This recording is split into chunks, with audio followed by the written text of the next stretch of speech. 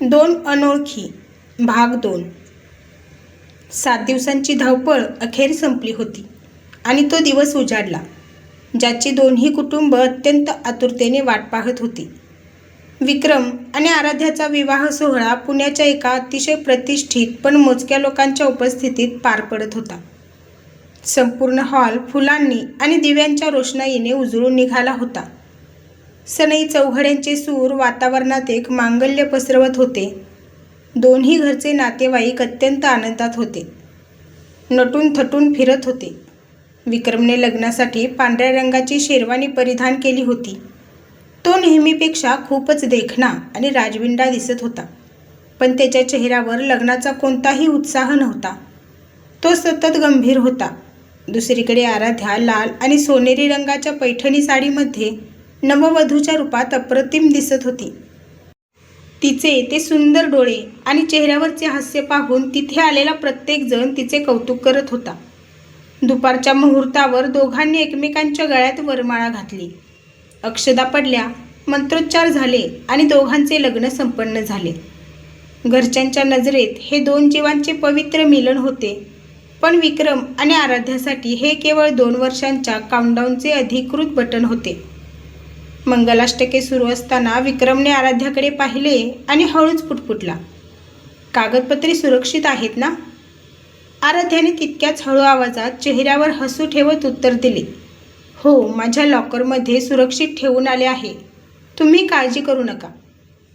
आजूबाजूच्या लोकांना वाटले की दोघे किती गोड बोलत आहेत, पण त्यांच्यातील संवाद पूर्णपणे व्यावसायिक होता. संध्याकाळी आराध्याचा विक्रमच्या घरी गृहप्रवेश झाला.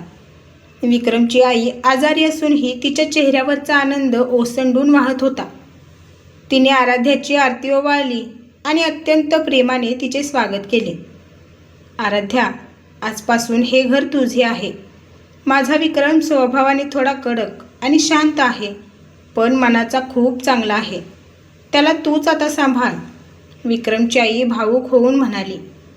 आराध्याने तिच्या सासूबाईंचे हात हातात घेतले आणि म्हणाली, आई, तुम्ही अजिबात काळजी करू नका, मी त्यांची पूर्ण काळजी घेईन. आराध्याला मनातून थोडे वाईट वाटत होते. विक्रमच्या घरचे लोक इतके प्रेमळ होते की त्यांना फसवणे तिला जड जाणार होते, पण स्वतःच्या स्वातंत्र्यासाठी तिने मनाला घट्ट केले होते. रात्रीचे जवळजवळ 11 वाजले होते. लग्नाचे सगळे विधी आटोपले होते. विक्रमच्या बहिणीने आणि वहिनीने आराध्याला विक्रमच्या खोलीत सोडले. खोली फुलांनी सजवली होती. बेडवर गुलाबाच्या पाकळ्या पसरवल्या होत्या आणि वातावरणात मोगऱ्याचा सुवास दरवळत होता. आराध्या बेडवर बसून विक्रमची वाट पाहत होती. साडी आणि जड दागिन्यांमुळे ती खूप थकली होती. थोड्याच वेळात विक्रम खोलीत आला आणि त्याने आतून दरवाजा बंद केला. दरवाजा बंद होताच विक्रमने एक मोठा सुटकेचा श्वास सोडला. त्याने गळ्यातील जड हार काढला आणि सोफ्यावर फेकला. बाप रे, शेवटी हे नाटक संपले एकदाचे, विक्रम कपाळावरील घाम पुसत म्हणाला. आराध्येनेही लगेच आपल्या डोक्यावरील जड पदर बाजूला केला आणि म्हणाली, हो ना, ही जड पैठणी आणि हे दागिने घालून माझे तर कंबरडेच मोडले आहे. विक्रमने तिच्याकडे पाहिले. आता खोलीत कोणतेही नातेवाईक नव्हते, त्यामुळे ते दोघे आता पूर्णपणे मुक्त होते. विक्रम कपाटाजवळ गेला. त्याने आपले टी-शर्ट आणि ट्रॅक पॅन्ट काढली आणि आराध्याकडे वळला. बघ आराध्या, आजपासून आपले अधिकृत 2 वर्षांचे एकत्र राहणे सुरू झाले आहे. आपण जगासमोर पती-पत्नी आहोत, पण या खोलीच्या आत आपण फक्त आणि फक्त रूममेट्स आहोत. त्यामुळे या 2 वर्षात आपण एकमेकांसोबत कसे राहणार याचे काही नियम ठरवून घेतलेले बरे. विक्रम अत्यंत व्यावसायिक भाषेत म्हणाला. आराध्याने आपले दागिने काढत विचारले, नियम? कसले नियम? विक्रमने एक डायरी आणि पेन घेतला आणि बेडवर बसत म्हणाला, नियम क्रमांक 1, या खोलीत 2 जागा आहेत, हा बेड आणि तो सोफा. मी सोफ्यावर झोपायला तयार आहे. बेड पूर्ण तुझा असेल. मला तुझ्या जागेत ढवळाढवळ करायला आवडणार नाही आणि तुलाही माझ्या जागेत यायची गरज नाही. नियम क्रमांक 2, आपण एकमेकांच्या वैयक्तिक आयुष्यात फोनमध्ये किंवा मित्रांच्या बाबतीत कोणताही हस्तक्षेप करणार नाही. तू कुठे जातेस, कोणाला भेटतेस याने मला काही फरक पडत नाही आणि मी काय करतो त्याच्याशी तुला घेणे देणे नसावे. आणि नियम क्रमांक 3, घरच्यांसमोर आपल्याला खूप चांगले वागावे लागेल, विशेषतः माझ्या आईसमोर. तिची तब्येत ठीक नसते, त्यामुळे तिला कोणताही संशय येईल असे वागू नकोस. घरच्यांसमोर आपण एकमेकांची काळजी घेण्याचे नाटक करू. आराध्या त्याचे नियम शांतपणे ऐकत होती. तिला त्याचे विचार आवडले. ती म्हणाली, नियम खूप छान आहेत, पण माझीही एक भर आहे त्यात.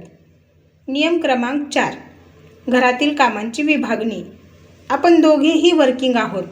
तू तुझी कंपनी सांभाळतोस, मी माझे जॉब प्रोफाईल सांभाळते.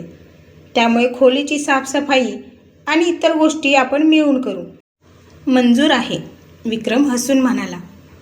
दोघांनीही नियम ठरवले आणि हस्तांदोलन केले. आराध्या वॉशरूममध्ये गेली आणि तिने साडी बदलून तिचे कम्फर्टेबल कपडे घातले. बाहेर आल्यावर तिने पाहिले की विक्रम सोफ्यावर उशी घेऊन झोपायची तयारी करत होता. आराध्या बेडवर आडवी झाली. फुलांनी सजलेल्या त्या खोलीत लग्नाच्या पहिल्या रात्री ते दोघे पतीपत्नी म्हणून नाही तर 2 करारबद्ध भागीदार म्हणून झोपले होते. विक्रमने खोलीचे दिवे बंद केले. खोलीत फक्त खिडकीतून येणारा चंद्राचा प्रकाश होता. विक्रम मनातल्या मनात म्हणाला, 730 दिवस, फक्त 2 वर्षे, त्यानंतर मी पुन्हा मुक्त होईल. तर दुसरीकडे आराध्या विचार करत होती, 2 वर्षे घरच्यांचा त्रास नाही, मग माझी हक्काची सिंगल लाईफ. दोघेही आपापल्या जगात हरवले होते, पण त्यांना हे ठाऊक नव्हते की नियतीने त्यांच्यासाठी काही वेगळेच नियम लिहून ठेवले आहेत. 2 वर्षांचा हा करार इतका सोपा नसणार होता, कारण एकत्र राहताना भावना कधी बदलतात हे माणसालाही कळत नाही. लग्नाची पहिली रात्र तर नियमानुसार शांततेत पार पडली, पण खरी परीक्षा दुसऱ्या दिवशी सकाळी सुरू होणार होती. सकाळी ठीक 6 वाजता विक्रमच्या आईने खोलीचा दरवाजा ठोठावला. आराध्या बाळा, विक्रम, उठा, आज लग्नानंतरची पहिली सकाळ आहे. घरात सत्यनारायणाची पूजा आणि मंगळागौर पूजेची तयारी करायची आहे. पाहुणे यायला सुरुवात होईल. आईचा आवाज ऐकताच बेडवर झोपलेली आराध्या दचकून उठली. तिने सोफ्याकडे पाहिले तर विक्रम गाढ झोपेत होता आणि त्याची उशी सोफ्यावरून खाली पडली होती. जर आईने किंवा घरातील इतर कोणीही विक्रमला सोफ्यावर झोपलेले पाहिले असते तर त्यांच्या कराराचे बिंग पहिल्याच दिवशी फुटले असते. आराध्याने क्षणाचाही विलंब न करता बेडवरून उडी मारली आणि ती विक्रमजवळ गेली. तिने त्याचा खांदा हलवला. विक्रम, उठा, प्लीज लवकर उठा, आई बाहेर उभ्या आहेत. विक्रमने झोपेतून डोळे उघडले आणि समोर आराध्याला इतक्या जवळ पाहून तो चक्रावला. परिस्थितीचे गांभीर्य ओळखून त्याने लगेच सोफ्यावरील चादर गोळा केली आणि ती कपाटात लपवून ठेवली. आराध्याने बेडची चादर नीट केली, जेणेकरून दोघे एकत्र झोपले होते असा भास होईल. विक्रमने घाईघाईने दरवाजा उघडला आणि आईसमोर एक खोटे गोड हसू आणत म्हणाला, गुड मॉर्निंग आई. हो, आम्ही दोघेही उठलो आहोत, फक्त फ्रेश होऊन खाली येतो. आईने हसून दोघांकडे पाहिले आणि त्या निघून गेल्या. विक्रम आणि आराध्याने एकमेकांकडे पाहिले आणि दोघांनीही कपाळावर हात मारून घेतला. नाटक करणे जितके सोपे वाटत होते, प्रत्यक्षात ते तितकेच आव्हानात्मक होते याची पहिली जाणीव त्यांना आली होती. त्यानंतर घरातील पूजेचा कार्यक्रम सुरू झाला. संपूर्ण घर नातेवाईकांनी आणि पाहुण्यांनी गजबजून गेले होते. गुरुजींनी विक्रम आणि आराध्याला पूजेला बसवले. दोघांनी एकमेकांचा हात हातात घ्या आणि संकल्प सोडा, गुरुजींनी मंत्र म्हणत सांगितले. विक्रमने संकोचाने आपला हात पुढे केला. आराध्याने जेव्हा तिचा हात त्याच्या हातावर ठेवला तेव्हा दोघांच्याही शरीरातून एक अनोखी अनपेक्षित विजेची लाट धावून गेली. पहिल्यांदाच ते एकमेकांच्या इतके जवळ आले होते. नातेवाईक महिलांनी गाणी म्हणत आराध्याला विक्रमचे नाव घ्यायला म्हणजेच उखाणा घ्यायला सांगितला. आराध्याने थोडा विचार केला आणि हसत हसत उखाणा घेतला. पुण्याच्या बागेत झाली आमची पहिली भेट. पुण्याच्या बागेत झाली आमची पहिली भेट. विक्रम नावाचे नाव घेते तुमच्यासाठी थेट. हे ऐकून संपूर्ण हॉल टाळ्यांनी आणि हशाने डवरून गेला. विक्रमच्या मित्रांनी त्याला चिडवायला सुरुवात केली. सर्वांसमोर विक्रम आराध्याला पेढा भरवत होता, तिच्या साडीचा पदर नीट करत होता, तर आराध्या त्याच्या कपाळावरचा घाम पुसत होती. वरून पाहणाऱ्या प्रत्येकाला ते जगातील सर्वात सुखी आणि एकमेकांवर जीवापाड प्रेम करणारे नवविवाहित जोडपे वाटत होते. पण त्या हसऱ्या चेहऱ्यांमागे फक्त आणि फक्त कराराच्या नियमांचे काटेकोर पालन चालले होते. पूजा संपवून जेव्हा दोघे पुन्हा खोलीत आले तेव्हा थकलेली आराध्या सोफ्यावर कोसळली आणि म्हणाली, विक्रम, मला वाटले नव्हते की नाटक करणे इतके थकवणारे असेल. विक्रम खिडकीबाहेर पाहत शांत उभा होता. त्याच्या मनात एकाच वेळी दोन भावना चालू होत्या. एक म्हणजे कराराचे यश आणि दुसरी आराध्याच्या त्या निखळ अस्तित्वाची घरात निर्माण झालेली जादू. लग्नाचे सगळे सोहळे, विधी आणि पाहुण्यांची ये-जा आता संपली होती. विक्रम आणि आराध्या यांच्या लग्नाला आता 2 आठवडे पूर्ण झाले होते. घरचे वातावरण हळूहळू नेहमीसारखे शांत झाले होते. विक्रमने पुन्हा एकदा आपल्या सॉफ्टवेअर कंपनीच्या कामात स्वतःला झोकून दिले होते, तर आराध्यानेही तिच्या मल्टीनॅशनल कंपनीतील जॉबवर जाण्यास सुरुवात केली होती. दोघांचेही आयुष्य आता ठरलेल्या नियमानुसार व्यवस्थित सुरू होते. सकाळी उठायचे, घरच्यांसमोर आदर्श पती-पत्नी असल्याचे नाटक करायचे, एकत्र नाश्ता करायचा आणि आपापल्या ऑफिसला निघून जायचे. रात्री घरी आल्यावर खोलीचा दरवाजा बंद झाला की दोघेही आपापल्या जगात मुक्त व्हायचे. विक्रम सोफ्यावर आणि आराध्या बेडवर. एक दिवस ऑफिसमधून आल्यावर आराध्या खूप थकली होती. तिने खोलीत येऊन आपली सॅक बेडवर टाकली आणि ती सोफ्यावर आडवी झाली. तेवढ्यात विक्रम लॅपटॉपवर काम करत खोलीत आला. आराध्या, तुझी बॅग बेडवरून उचल प्लीज, मला तिथे फाईल्स ठेवायच्या आहेत, विक्रम गंभीर आवाजात म्हणाला. आराध्याने चिडून पाहिले. विक्रम, मी खूप थकले आहे, 5 मिनिटे शांत बसू दे ना. आणि बेड तर माझंच आहे ना, मग मी माझी बॅग कुठेही ठेवेन. बेड तुझा आहे पण खोली आपली दोघांची आहे. मला पसारा अजिबात आवडत नाही, हे मी पहिल्याच दिवशी सांगितले होते. विक्रमने लॅपटॉप टेबलवर ठेवत म्हटले. हो का? आणि या सोफ्यावर तुमचे जे कपडे पडले आहेत त्याचे काय? तो पसारा नाही का? आराध्याने सडेतोड उत्तर दिले. दोघांमध्ये पहिलीच छोटीशी कुरबुर सुरू झाली होती. दोघेही आपापल्या परीने स्वतंत्र राहणारे असल्यामुळे एकमेकांच्या सवयींशी जुळवून घेणे त्यांना थोडे कठीण जात होते. शेवटी विक्रमने एक दीर्घ श्वास घेतला. ठीक आहे, आपण भांडायला नको. मी माझे कपडे उचलतो, तू तुझी बॅग उचल. दोघांनीही एकमेकांकडे रागाने पाहिले आणि आपापले सामान आवरले. हा त्यांचा करारातील पहिला छोटासा खटका होता. शनिवारचा दिवस होता. विक्रम आणि आराध्या दोघांनाही ऑफिसला सुट्टी होती. विक्रम सकाळीच त्याच्या काही मित्रांना भेटायला बाहेर गेला होता. आराध्या घरात सासूबाईंसोबत म्हणजेच विक्रमच्या आईसोबत हॉलमध्ये बसली होती. विक्रमच्या आईची तब्येत आज थोडी बरी होती. आराध्या बाळा, जरा इकडे ये बरं. आईंनी आराध्याला जवळ बोलवले. आराध्या त्यांच्या जवळ जाऊन बसली. हो आई, बोला ना, काही हवे आहे का तुम्हाला? आईंनी कपाटातून एक जुने लाकडी दागदागिन्यांचे बॉक्स काढले. त्यांनी ते बॉक्स उघडले, ज्यामध्ये एक अतिशय सुंदर सोन्याचा हार होता. बाळा, हा हार माझ्या सासूबाईंनी मला माझ्या लग्नात दिला होता. आमच्या घराण्याची ही परंपरा आहे. आज मी हा हार तुला देत आहे.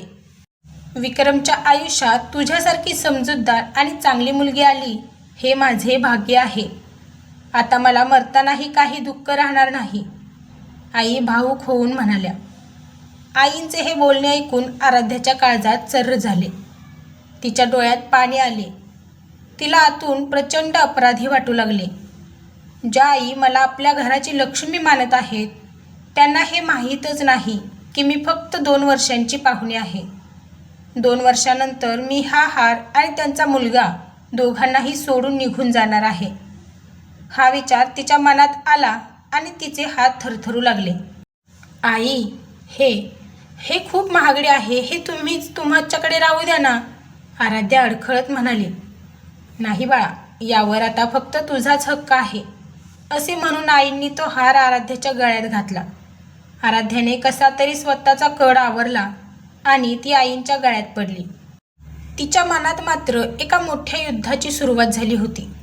एक बाजू होती कराराची आणि दुसरी बाजू होती ती निष्पाप नात्यांची. रात्री जेव्हा विक्रम घरी आला तेव्हा त्याने पाहिले की आराध्या खिडकीबाहेर पाहत शांत उभी होती. तिच्या गळ्यात तो सोन्याचा हार होता. खोलीतील दिवा हलका चालू होता, ज्यामुळे तिच्या चेहऱ्यावर एक वेगळीच उदासी दिसत होती. विक्रमने आपले घड्याळ काढले आणि विचारले, काय झाले आराध्या, आज खूप शांत आहेस आणि हा हार काय आहे? आराध्या वळली. तिच्या डोळ्यात अजूनही ती घालमेल स्पष्ट दिसत होती. तिने गळ्यातील हार काढला आणि टेबलवर ठेवत म्हणाली, हा हार तुझ्या आईने मला दिला आहे. त्यांच्या घराण्याची परंपरा आहे म्हणे. अरे वा, मग तर तू आनंदी असायला हवी होतीस. चेहऱ्यावर एवढे 12 का वाजले आहेत? विक्रमने हसत विचारले. मला हसू येत नाहीये विक्रम, आराध्या थोड्या मोठ्या आवाजात म्हणाली. तुला समजतंय का आपण काय करतोय? तुझ्या आईची तब्येत किती खराब आहे तुला माहीत आहे ना? त्या मला स्वतःची मुलगी मानतात. आज त्यांनी हा हार देताना जे शब्द वापरले ते ऐकून मला स्वतःचीच घृणा वाटायला लागली आहे. आपण त्यांना फसवतोय विक्रम, खूप मोठा धक्का देतोय आपण त्यांना. विक्रम आराध्याचे हे रूप पाहून शांत झाला. त्याने पहिल्यांदाच आराध्याला इतके भावूक आणि दुसऱ्यांच्या दुःखासाठी रडताना पाहिले होते. त्याला नेहमी वाटायचे की आराध्या फक्त स्वतःचाच विचार करणारी मॉडर्न मुलगी आहे, पण आज तिला त्याच्या आईसाठी रडताना पाहून विक्रमच्या मनात तिच्याबद्दलचा आदर अचानक खूप वाढला. तो तिच्याजवळ गेला. त्याने अत्यंत शांतपणे तिचा हात हातात घेतला आणि म्हणाला, आराध्या शांत हो. मला माहीत आहे आपण जे करतोय ते चुकीचे आहे, पण विचार कर, जर आपण आज त्यांना सांगितले की आपण हे लग्न खोटे केले आहे, तर माझ्या आईची तब्येत सहन करू शकेल का हा धक्का? कदाचित त्यातच त्यांचा जीव जाईल. आपण हा करार का केला? कारण आपल्याला कोणाला दुखवायचे नव्हते. 2 वर्षे आपण त्यांना जगातील सर्वात आनंद देऊ. त्यानंतर जेव्हा आपण वेगळे होऊ तेव्हा परिस्थिती हाताळण्याची जबाबदारी माझी असेल. प्लीज स्वतःला दोष देऊ नकोस. विक्रमच्या आवाजातील तो समजूतदारपणा आणि त्याचा तो आश्वासक स्पर्श पाहून आराध्याचे रडू थांबले. तिने विक्रमकडे पाहिले. आज पहिल्यांदाच त्यांच्यात कराराच्या पलीकडे जाऊन एक निखळ मानवी नाते तयार होत असल्याचे जाणवत होते. पुढील भाग पाहण्यासाठी आत्ताच माझ्या चॅनलला सबस्क्राईब करा. भेटूया पुढील भागात. धन्यवाद.